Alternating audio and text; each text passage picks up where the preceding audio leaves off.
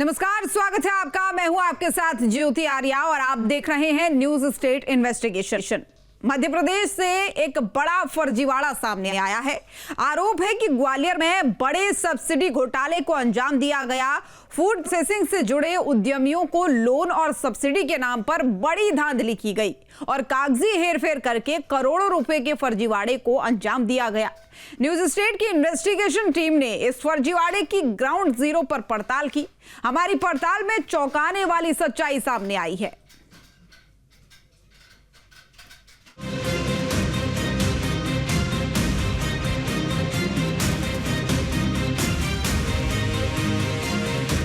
देश के हर युवा को रोजगार मिले, गांव शहर के युवा भी अपना व्यवसाय शुरू कर सके और आत्मनिर्भर बने, इसके लिए केंद्र और राज्य सरकार की ओर से कई योजनाएं चलाई जा रही हैं।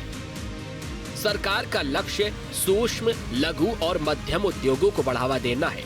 युवाओं को व्यवसाय शुरू करने के लिए सरकार लोन भी देती है, जो नए व्यवसाय को शुरू करने के लिए मजबूत आधार माना जाता है। प्रधानमंत्री formalisation of micro food processing enterprises यानी PMFME स्कीम कई मामलों में बेहद मददगार साबित रही है। इसके जरिए फूड प्रोसेसिंग से जुड़े उद्यमियों को लोन और सब्सिडी दी जाती है, लेकिन कुछ कारोबारी और भ्रष्ट अधिकारी उद्योगों को बढ़ावा देने वाली इस स्कीम में भी धांधली कर रहे हैं, करोड़ों के फर्जीवाड़े को अंजाम दे रहे हैं। मध्य प्रदेश से एक ऐसा ही मामला सामने आया है। आरोप है कि ग्वालियर समेत कई जिलों में PMFME स्कीम के नाम पर करोड़ों का फर्जीवाड़ा किया गया। न्यूज स्टेट इन्वेस्टिगेशन टीम तक जब ये खबर पहुंची तो हमने भी ग्राउंड पर उतरकर पूरा सच जानने का फैसला किया। पड़ताल शुरू करने से पहले जान लीजिए कि हमारी इन्वेस्टिगेशन का मुख्य फोकस क्या है। क्या ग्वालियर अंचल में PMFME स्कीम में फर्जीवाड़ा हो रहा है? क्या फूड प्रोसेसिंग यूनिट के नाम पर सब्सिडी हड़पने का खेल चल रहा है? करोड़ों के सब्सिडी वाले फर्जीवाड़े का सच क्या? कौन कौन लोग शामिल? न्यूज स्टेट की इन्वेस्टिगेशन टीम ने इन तमाम सवालों की पड़ताल को जरूरी समझा। हमने परत दर परत मामले की जांच शुरू की। सबसे पहले हमारी इन्वेस्टिगेशन टीम ग्राउंड पर उतरी और हमने मामले को समझना शुरू किया। सरकारी योजना में कुछ लोग कैसे भ्रष्टाचार को अंजाम दे रहे हैं, इसका खुलासा लगातार हम करते रहते हैं। आज हम एक ऐसी योजना का खुलासा करने जा रहे हैं जो लोगों के जीवन की तकदीर और तस्वीर दोनों ही बदल सकती थी। उस योजना का नाम है PMFME योजना।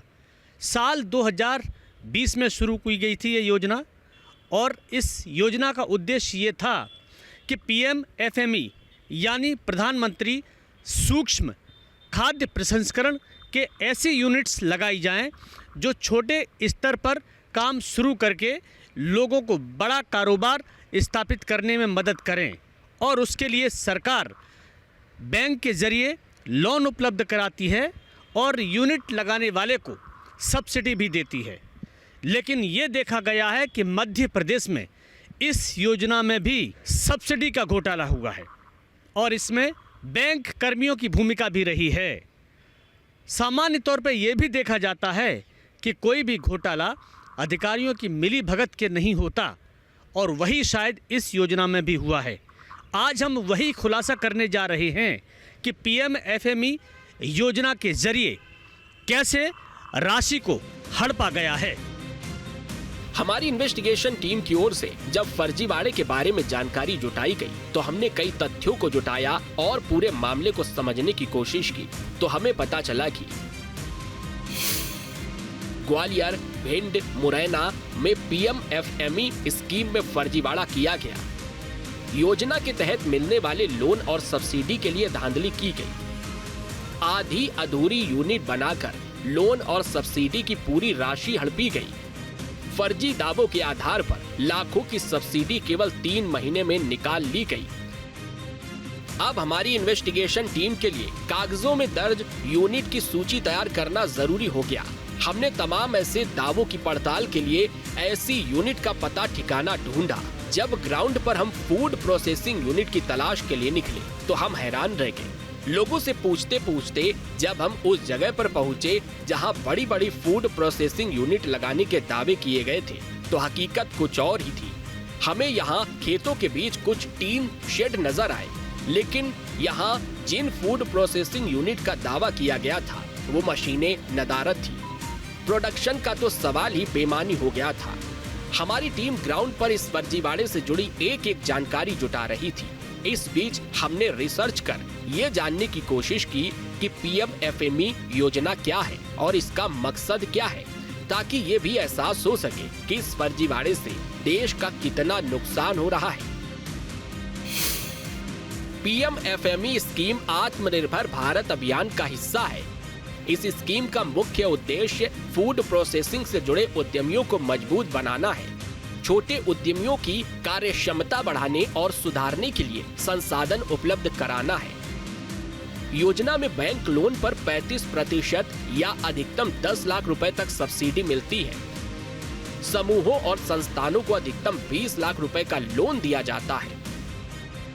इस योजना के बारे में जब हमने और पड़ताल की तो हमें पता चला कि मध्य प्रदेश में अलग अलग तरह की यूनिट के लिए लोन दिया गया।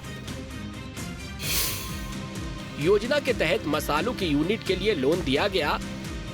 कई लोगों ने फ्रूट जैम, बेकरी इंडस्ट्री के लिए भी कर्ज लिया। मिल्क प्रोडक्ट, गेहूं से बने प्रोडक्ट की यूनिट भी लिस्ट में मिली। सरसों आधारित उत्पाद, तेल और बाकी यूनिट भी योजना में शामिल है। जैम, जेली, अचार, पेड़ा, गुड़ के प्रोडक्शन यूनिट को भी सब्सिडी दी गई। रेडी टू ईट, नमकीन, आलू और केले से बनने वाले फूड यूनिट भी इसमें शामिल है। यानी अगर किसान चाहे तो अपने खेत से सीधे इन प्रोसेसिंग यूनिट तक हर तरह की फसल बेच सकता है। इसका दोहरा फायदा है, स्थानीय स्तर पर रोजगार भी मिलेगा और किसानों की जिंदगी में भी खुशहाली आएगी। इस स्कीम के भ्रष्टाचार ने दोनों ही मकसद को नुकसान पहुंचाया। भारत सरकार को ये लगता है कि भारत को मजबूत बनाने के लिए और अंतर्राष्ट्रीय स्तर पर भारत की जो पहचान है कि ये देश कृषि प्रधान देश है और इसे और कैसे मजबूत बनाया जा सकता है। देश के किसानों को ऐसी कौन सी सहायता दी जा सकती है जिससे वो कम लागत का बड़ा कारोबार कर सकता है, तो उसमें खाद्य प्रसंस्करण यानी फूड प्रोसेसिंग का बाज़ार बड़ा विस्तृत है। आज बाज़ार में हर चीज़ हमें पैक मिलती है और पैक्ड आइटम को बनाना लोगों के लिए बहुत आसान होता है। उसी फूड प्रोसेसिंग यूनिट को ज़मीन पर लगाने के लिए आवेदक अपनी पसंद की मशीनों को और अपने पसंद के व्यापार कारोबार को करने के लिए एक आवेदन देता है। वो आवेदन खाद्य प्रसंस्करण विभाग के पास जाता है और उसके बाद वो प्रदेश सरकार के पास पहुंचता है, जहां से अप्रूवल होने के बाद बैंक वेरिफिकेशन करती है उस यूनिट की ज़मीनी हकीकत जानने के लिए और उसके बाद उसे पैसा लोन के रूप में दे दिया जाता है। इस पर 35% की सब्सिडी भी मिलती है। फूड प्रोसेसिंग यूनिट ज़िला स्तर पर लगाने के लिए लगभग 50 लाख की सब्सिडी दी जाती है और अगर बड़े स्तर पे काम करना चाहते हैं, बड़ा प्रोजेक्ट बनाना है, किसी बड़ी यूनिट को लगाना है, तो इस पर 2 करोड़ तक का भी लोन शासन देती है। ये सहायता इसलिए दी जाती है जिससे कि लोग अपना कारोबार ठीक से स्थापित कर सकें और छोटे कारोबार से बड़ा कारोबार बना सकें। लेकिन इसी योजना का लाभ ऐसे लोगों ने गलत तरीके से उठाया जिन्होंने फूड प्रोसेसिंग के नाम पर सिर्फ यूनिट लगाई लेकिन उसे चलाया नहीं और शासन की राशि हड़पने का काम किया। हमारी इन्वेस्टिगेशन टीम की ओर से जब मध्य प्रदेश के अलग अलग इलाकों में PMFME फर्जीवाड़े की तहकीकात की गई तो हमें पता चला कि यहाँ पर फर्जी यूनिटों के जरिए कागजी हेरफेर करके सरकारी सब्सिडी को हड़पने वाला पूरा गैंग सक्रिय है। हमें बताया गया कि मध्य प्रदेश में 7,985 लाभार्थियों को करोड़ों का लोन दिया गया। इस लोन के आधार पर 35% सब्सिडी इन यूनिटों को जारी की गई। जांच में पाया गया कि सब्सिडी पाने के लिए फर्जी यूनिट का ब्यौरा दर्ज किया गया। माइक्रो फूड यूनिट के लिए कपड़ा, किराना दुकानों के फर्जी कोटेशन लगाए गए। उद्यानिकी विभाग ने बिना जांच पड़ताल के इन फर्जी यूनिट को मंजूर भी कर दिया। दलालों ने कुछ बैंक कर्मचारियों से मिलीभगत कर लोन और सब्सिडी में फर्जीवाड़ा किया।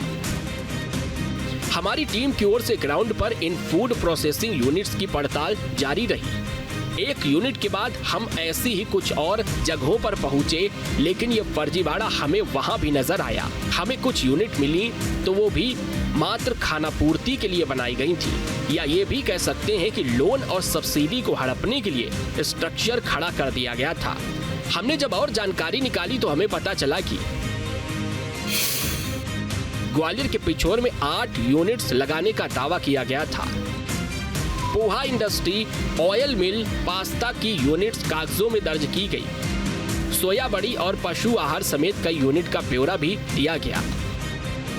जब हमारी इन्वेस्टिगेशन टीम ग्राउंड पर पहुंची तो हमें यहाँ पर केवल यूनिट के बोर्ड लगे मिले। कहीं कहीं तो खाली मैदान, प्लॉट ही दूर दूर तक नजर आ रहे थे। कुछ जगहों पर फूड प्रोसेसिंग यूनिट का नामो निशान तक नहीं नजर आ रहा था। हमारी इन्वेस्टिगेशन टीम की ओर से इस मामले में लोन पाने वाली यूनिट का डाटा जुटाया गया और इनको मिलने वाले लोन की राशि हमने देखी तो हम चकित रह गए। हमें जानकारी मिली कि इस योजना में PMFME स्कीम के तहत साल 2021-22 में 62 लाभार्थी थे। 2022-23 में लाभार्थियों की संख्या 375 हो गई। 2023-24 में लाभार्थियों की संख्या 1946 तक पहुंच गई। 2024-25 में 2450 लाभार्थियों की संख्या दर्ज की गई। 2025 में अब तक 3000 से ज्यादा लाभार्थी कागजों में दर्ज हो चुके हैं। प्रधानमंत्री सूक्ष्म खाद्य उन्नयन योजना भारत सरकार की एक ऐसी योजना है जिसके जरिए कोई भी ऐसा व्यक्ति जो फूड प्रोसेसिंग यूनिट लगा के अपना रोजगार स्थापित करना चाहता है, उसे रोजगार खोलने के लिए सहायता करता है और इसमें सब्सिडी 35% तक की दी जाती है। लेकिन हैरानी की बात तो ये है कि मध्य प्रदेश में तमाम ऐसे लोग हैं जिन्होंने फूड प्रोसेसिंग यूनिट लगाई, मशीनें भी लगाईं, लेकिन काम नहीं कर रहे हैं। कुछ लोगों ने तो यूनिट केवल सब्सिडी के लिए सब्सिडी निकाली और उसके बाद नाम मात्र के लिए उन्होंने यूनिट लगाकर शासन को ये दिखा दिया कि वो काम कर रहे हैं, लेकिन ज़मीनी हकीकत ये है कि ऐसा कुछ भी नज़र नहीं आ रहा। कई केस इस तरह के सामने आए हैं जिसकी जांच चल रही है। ये जो बोर्ड आप देख रहे हैं ग्वालियर के उद्यानिकी विभाग में लगा हुआ है, खाद्य प्रसंस्करण विभाग मध्य प्रदेश सरकार की ओर से, जिसमें लिखा है कि ग्वालियर जिले में प्रस्तावित नवाचार विदेशी फलों का क्षेत्र विस्तार है। निकटतम महानगर दिल्ली में बाजार और निर्यात की अपार संभावना है। इसमें अमरूद है, इसमें एप्पल है, इसमें पपीता, खरबूज, अनार, न जाने कितने ऐसे फल हैं जिसकी फूड प्रोसेसिंग यूनिट करके लोग अपना स्वरोजगार स्थापित कर सकते हैं। यही एक ऐसी योजना है जो ग्रामीण इलाकों में भी किसान को मजबूत बना सकती है और कि उसकी आर्थिक स्थिति मजबूत कर सकती है। लेकिन कई ऐसे लोग हैं जिन्होंने सरकार को धोखा दिया। हमारी इन्वेस्टिगेशन टीम की ओर से जब इस फर्जी यूनिट्स के लोन का डेटा जुटाया गया तो हमें पता चला कि ग्वालियर जिले में 355 यूनिट्स को बैंक ने लोन दिया है। पिछोर में कृषि मंडी के सामने की यूनिट को भी लोन मिला है। 2024 में हर यूनिट को करीब 24 लाख का लोन दिया गया। 3 महीने में ही हर यूनिट को 10-10 लाख रुपए की सब्सिडी दी गई। भिंड में ऑयल मिल को करीब 1 करोड़ का लोन दिया गया। ऑयल मिल के नाम पर करीब 10 लाख रुपए की सब्सिडी भी जारी की गई। हालांकि ग्वालियर में ये बताया गया है कि लगभग 300 से ज़्यादा फूड प्रोसेसिंग यूनिट लगी हैं, जिसमें कुछ चालू हैं तो कुछ चालू होने की ओर हैं। लेकिन यहाँ उप संचालक का ये मानना है कि उन्होंने अभी तक किसी की भी सब्सिडी को अप्रूव नहीं किया है। सब्सिडी को 3 साल बाद जो सरकार की योजना है तभी उसके खाते में भेजी जाएगी, जब वो ठीक से 3 साल तक काम करेगा। अगर इस तरह की योजना है तो बहुत अच्छा है, लेकिन सवाल ये है कि जिन लोगों ने सरकार की सब्सिडी पर चूना लगाया है उन्होंने क्या बैंक के मैनेजरों के साथ मिलकर ऐसा किया? अगर ऐसा हो रहा है तो शासन को इस पर संज्ञान लेने की ज़रूरत है। और ऐसा इसलिए क्योंकि जो डिपार्टमेंट है वो डिपार्टमेंट इसकी निगरानी और मॉनिटरिंग ठीक से नहीं कर पा रहा। बैंक को इतने अधिकार दे दिए हैं कि वो सरकार की योजना में लोन अप्रूव कर रही है, लोन स्वीकृत कर रही है और कई मैनेजरों की सांठ गांठ से उस सरकारी रकम को चूना लगाया जा रहा है। हमारी पड़ताल के दौरान हमें ये भी जानकारी मिली कि उद्यान और खाद्य प्रसंस्करण विभाग ने यूनिट लगाने के लिए आवेदकों के एप्लीकेशन शासन को भेजे थे। हालांकि ये प्रक्रिया ऑनलाइन और ऑफलाइन दोनों तरीकों से होती है, लेकिन इस घोटाले में बड़ी भूमिका बैंकों की नजर आ रही है। हमने मामले में LDM यानी lead district manager Amita Sharma से बात की। ये PFME योजना गवर्नमेंट भारत सरकार की योजना जो बहुत ही अच्छी तरह से चल रही है, लेकिन उसमें बैंकों को जो टारगेट मिलते हैं, हमारा मेन काम है कि वो टारगेट पूरे होने चाहिए ग्वालियर डिस्ट्रिक्ट के। तो उसमें डिपार्टमेंट टारगेट देता है, भोपाल से टारगेट अलॉटेड होते हैं, हम बैंक वाइज डिवाइड करवाते हैं डिपार्टमेंट से, फिर डिपार्टमेंट वो केस लगवाता है बैंक वाइज। अगर उस बैंक में सारी डिटेल के साथ बैंक को भेजता है तो वो इंस्पेक्शन के बाद उस बैंक हितग्राही को सैंक्शन करके पैसा भी देता है, यूनिट इस्टेब्लिश के लिए लोन देता है।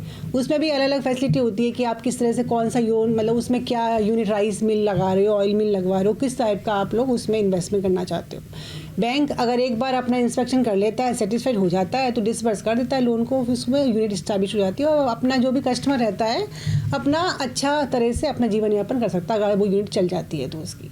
मेन कारण ये है हम लोग जो टारगेट दिए जाते हैं और जो बैंक में प्रेषित हैं प्रकरण वो डिले नहीं होने चाहिए।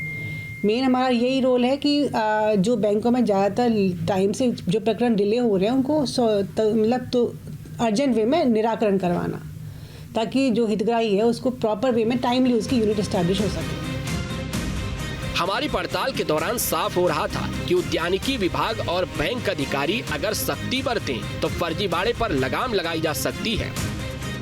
PMFME योजना एक साधारण योजना है जो लोगों को सूक्ष्म खाद्य प्रसंस्करण उद्योग लगाने में सहायता करती है, लेकिन इसमें कैसे घोटाला हुआ, कैसे सब्सिडी को हड़पा गया, ये हम आपको बताने जा रहे हैं।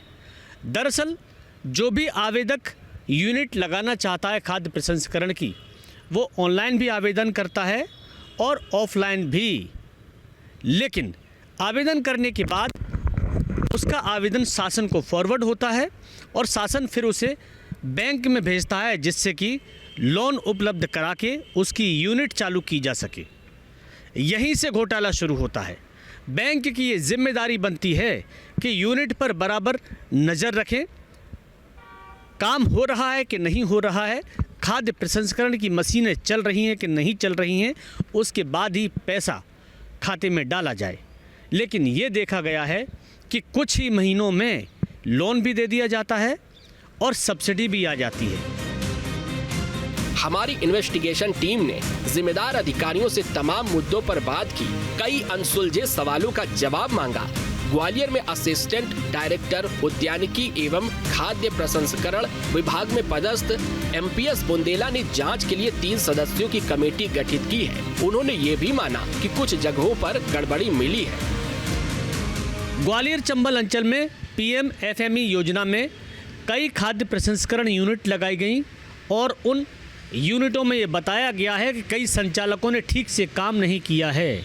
शासन की इस योजना का लाभ जितने बड़े स्तर पर मिलना चाहिए था उतना नहीं मिला और तमाम यूनिटें इसमें गड़बड़ी भी कर रही हैं।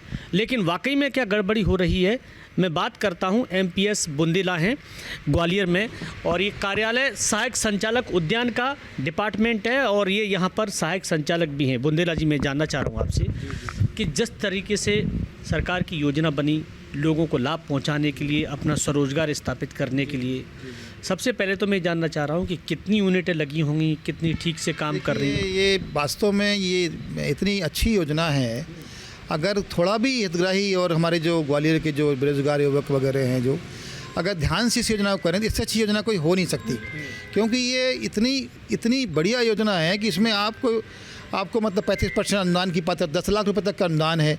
एक परिवार अगर सही तरीके से इसको करता है तो हमें मतलब अपना पूरा परिवार चला सकता है और अपने पैरों पे खड़ा होकर के दूसरों को रोजगार दे सकता है।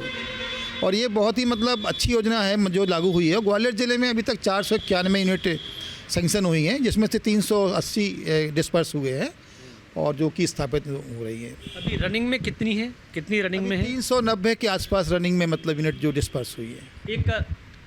एक इस तरह की जानकारी निकल के आई है कि तमाम यूनिटों में केवल दिखावे के सेट लगाए गए, केवल दिखावे के लिए बैंकों से सब्सिडी ली गई और बैंक कर्मी इसमें सम्मिलित बताए गए।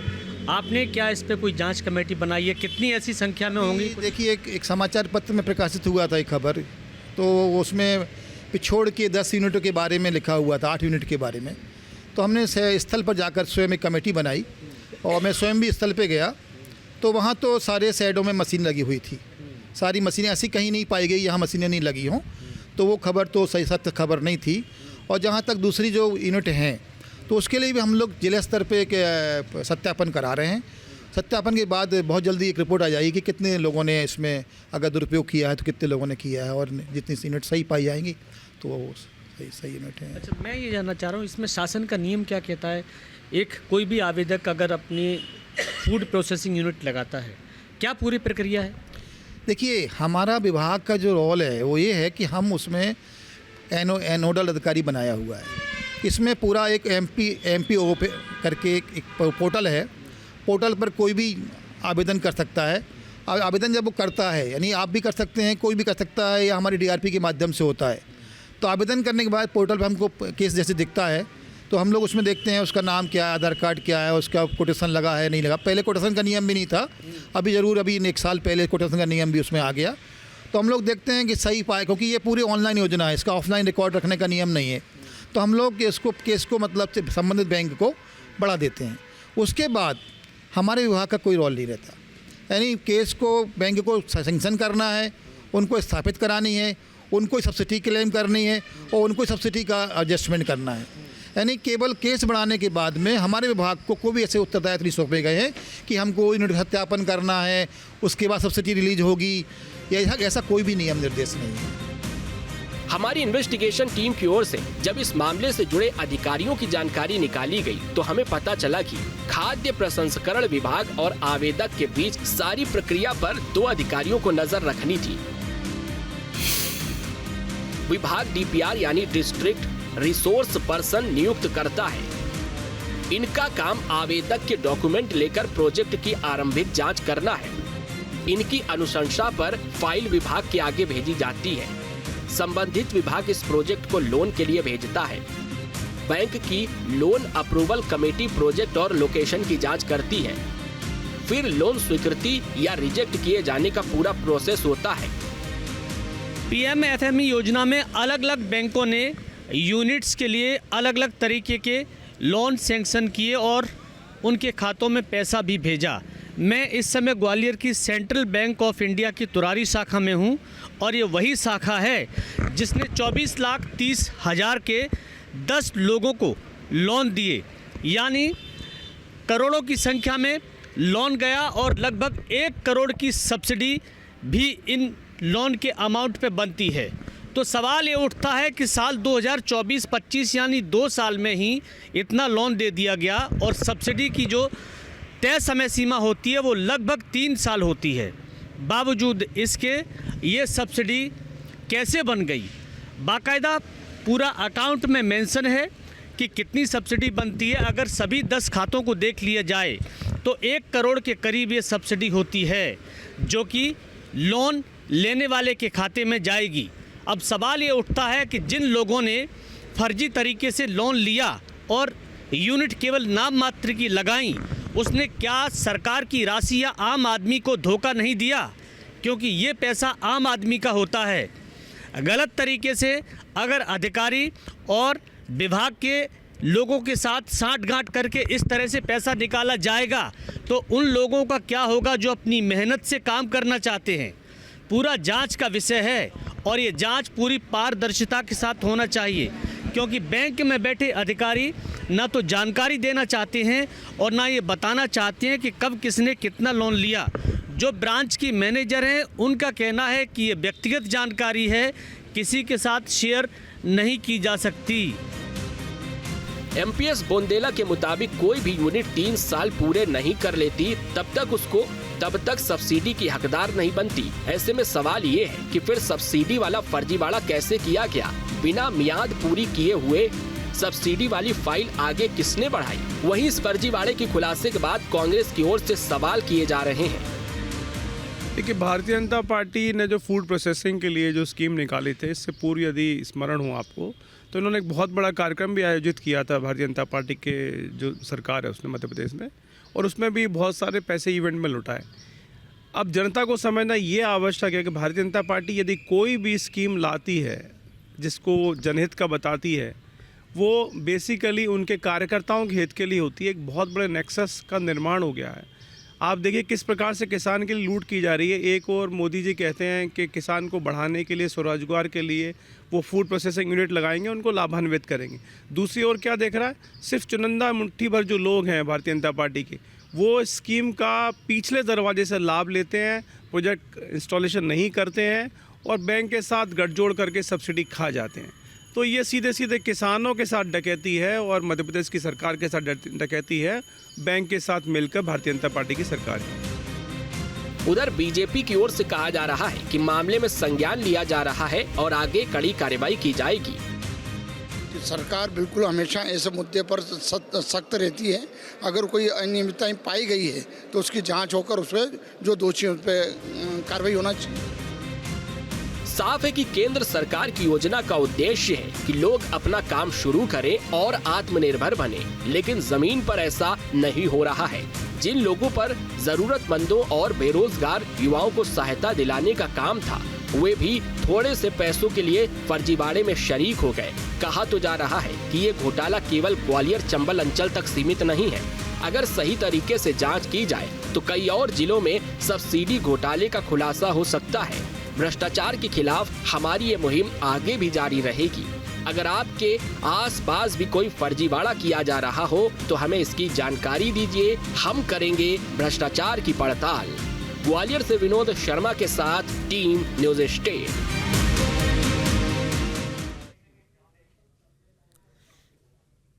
तो फिलहाल के लिए इस प्रोग्राम में मेरे साथ बस इतना ही। आप देखते रहिए न्यूज स्टेट।